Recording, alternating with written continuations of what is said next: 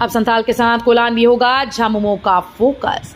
झारखंड मुक्ति मोर्चा इस बार विधानसभा चुनाव front foot पर खेलने की तैयारी में था। पार्टी को इस बात का आत्मविश्वास था कि इस बार कई फैक्टर उसके पक्ष में हैं, लेकिन ऐन वक्त पर पूर्व सीएम और पार्टी में नंबर 2 की हैसियत रखने वाले चपई सोरेन का पार्टी से अलग होना हेमंत सोरेन ब्रिगेड के लिए किसी बड़े झटके से कम नहीं।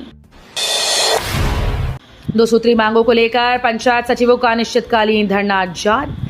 झारखंड राज्य पंचायत सचिव संघ के आह्वान पर पंचायत सचिव का 2 सूत्री मांगों को लेकर पुराने समाहरणालय के सामने अनिश्चितकालीन धरना प्रदर्शन बुधवार को जारी रहा।